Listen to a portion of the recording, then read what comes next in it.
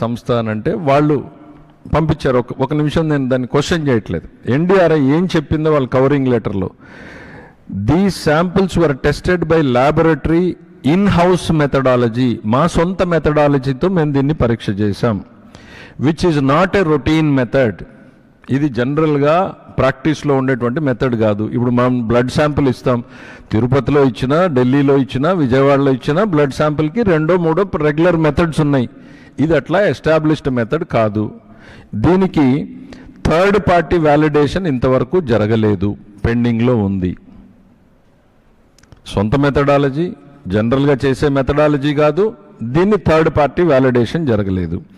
పోనీ ఇది ఏమైనాదంటే మేము ఇంతవరకు కమర్షియల్గా దీన్ని ఎక్కడా కూడా టెస్ట్ చేయడం లేదు. సో ప్రాబబ్లీ దీన్ని బట్టి అర్థమయ్యేది ఏంటంటే this is the first report.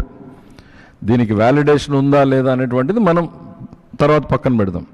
It is also submitted that at present we do not have the methodology to check the presence of the animal fat like tallow or fish oil. మాకు ఈ రెండింటిని check చేసేటువంటి సామర్థ్యం లేదు అని. ఒకవైపు NDDB cough ఇచ్చినటువంటి రిపోర్ట్లో ఇవి జంతువు కొవ్వు కలిసేటువంటి అనుమానం ఉంది, అవకాశం ఉంది అనే అనుమానాస్పద వ్యక్తులుగా అక్కడ రిపోర్ట్ వస్తుంది. సిఎఫ్టిఆర్ఐ సిమిలర్ రిపోర్ట్ ఉంటుంది, దాన్ని తొక్కి పెడతారు. కానీ ఎన్డీఆర్ఐలో ఈ రిపోర్ట్ మాకు సామర్థ్యం లేదు ఈ పరీక్షలు చేసే అనేటువంటి వాళ్ళ రిపోర్టుని పట్టుకుని జగన్మోహన్ రెడ్డి గారు బయట మాట్లాడతారు. సరే, మనం జనరల్గా ఏం జరిగింది అనేటువంటి చూసినప్పుడు, ఒక భక్తుడిగా నేను కూడా ఆలోచించినప్పుడు అసలు అనిమల్ ఫ్యాట్ ఇందులో కలిసే అవకాశం ఎట్లా ఉంది అనేటప్పుడు వాళ్ళు చెప్పినటువంటి సంస్థలు మాత్రం చూశారు. ఇది నేను సిట్లో ఉన్నది కదా, వాళ్ళు చెప్పినటువంటి సంస్థలు ఏం చేశారు, ఈ అరిస్టో కెమికల్స్ కానీ, సుగంధ ఆయిల్స్ అనే కంపెనీ కానీ, శివాన్సి ట్రేడింగ్ కానీ, ఇట్లా కంపెనీలని వీళ్ళందరూ సప్లైస్ కొన్నారు, వాళ్ళ స్టేట్మెంట్లు తీసుకున్నారు. అయితే నేను కొంచెం ఇది పోయి అసలు ఏంటి ఎసిటిక్ యాసిడ్ ఈస్టర్స్ ఏంటి, మోనోగ్లిజరైడ్స్ ఏంటి, ఇవన్నీ చూసినప్పుడు వీటిని ఇంపోర్ట్ చేసుకున్నట్టుగా తెలిసింది. ఇది మరి సిట్ దాన్ని ఏ రకంగా చూసిందో మనకు పూర్తిగా తెలియాలి.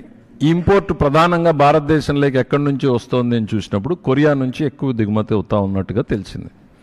సిట్ దీన్ని గమనించిందా లేదా నాకు తెలియదు. ఈ దిగుమతిలో ఎందుకు నేను దీన్ని ప్రస్తావిస్తున్నాను అనంటే, ఈ ఏవైతే ఎసిటిక్ యాసిడ్ ఈస్టర్స్ కానీ, మోనోగ్లిజరైడ్స్ కానీ 2 రకాల విధానాల్లో చేస్తారు అనేటువంటిది చెప్తా ఉన్నారు ఎక్స్పర్ట్స్. ఏంటంటే, ఒకటి oil based, vegetable oil based, రెండవది అనిమల్ ఫ్యాట్ బేస్డ్ అని.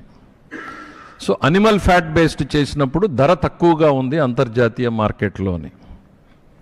సో ఈ జరుగుతున్నటువంటి వ్యవహారాన్ని చూసినప్పుడు సిట్ ఈ కోణంలో చూసిందా లేదా అనేటువంటిది కూడా మనకు తెలియాల్సినటువంటి అవసరం ఉంది. ఇక్కడ నేరస్తులు ఎవరు అనేటువంటిది మనం చూసినప్పుడు వ్యూహాత్మకంగా ముందెళ్ళి మాట్లాడడము, దారికి రాని వాళ్ళని దారికి తెచ్చుకునేటువంటి ప్రయత్నం, దారికి వచ్చిన తర్వాత వాళ్ళ దారి సుగమం చేయడం కోసం నిబంధనలని సరళీకృతం చేసినటువంటి ఈఓ కావచ్చు, జేఈఓ కావచ్చు, చైర్మన్ కావచ్చు, వారికి సహకరించినటువంటి పర్చేజ్ కమిటీ సభ్యులు కావచ్చు, వీళ్ళందరూ కూడా ఈ కుట్రలో భాగస్వాములే, నేరస్తులే. There cannot be a difference. వీళ్ళేదో అడ్మినిస్ట్రేటివ్ ల్యాప్స్ చేశారు, మిగిలిన వాళ్ళు ఏదో తప్పు చేశారు అనేటువంటిది కాదు. వీళ్ళందరూ కూడా ఈ కుట్రలో భాగస్వాములే, నేరస్తులే, ఈ కుట్రకు మూల పాత్రదారులే.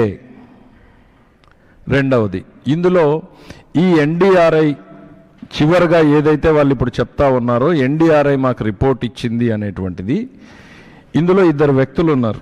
వాళ్ళ పేర్లు చెప్తాను. ఐ థింక్ జయరాజ్ అనుకుంటా, ఇంకొక అతని పేరు, 2 పేర్లు.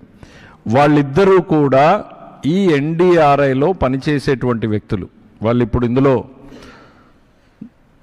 దోషులుగా పరిగణించబడుతున్నారు. వాళ్ళ రోల్ ఏంటి, ఎందుకు వాళ్ళు దోషులు అయ్యారు అనంటే, వాళ్ళు తిరుమల తిరుపతి దేవస్థానం అపాయింట్ చేసిన ఇన్స్పెక్షన్ కమిటీలో ఉన్నారు. వాళ్ళే వెళ్ళి ఇన్స్పెక్షన్ చేసి సర్టిఫై చేశారు. ఈ బ్రహ్మాండమైన సంస్థలోని దాదాపు 10 మంది వ్యక్తులు పనిచేస్తూ ఉన్నారు. ఇందులో ఇంత పెద్ద సంస్థానము నడిపేటువంటి శక్తి ఉందని వాళ్ళే ఎస్టాబ్లిష్ చేశారు. వాళ్ళు పనిచేసేటువంటి ఈ ఎన్డీఆర్ఐ ఏదైతే ఉందో అదే సంస్థ మళ్ళీ రిపోర్ట్ ఇస్తుంది. So this is an inference, I leave it to open. అందరం కూడా సమాజంలో మనం చూస్తూ ఉన్నాం.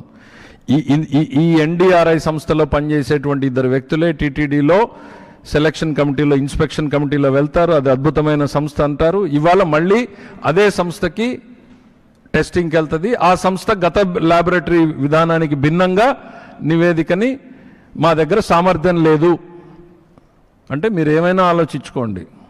పరీక్ష చేసే సామర్థ్యం మాకు లేదని చెప్పేస్తుంది. అంటే ఉంది అని చెప్తున్నట్ట, లేదు అని ఈ రెండూ చెప్పకుండా మా దగ్గర ఆ సామర్థ్యం లేదు అని చెప్తే, ఒకవైపు దేశంలో అత్యున్నతమైనటువంటి సంస్థ ఎన్డీడీబీ, వాళ్ళేమో ఇందులో ఉండే అవకాశం ఉంది అని ఇవ్వడం, ఇది నేపథ్యం. ఈ నేపథ్యాన్ని మీ ద్వారా ప్రజలకు వివరించడం కోసమే నా ఈ ప్రయత్నం. దయచేసి దీన్ని అందరూ కూడా ఇంకేమైనా క్లారిఫికేషన్స్ ఉంటే మీకు తర్వాత కూడా ఇవ్వడం జరుగుతుందని తెలియజేస్తున్నాను. మాధవ్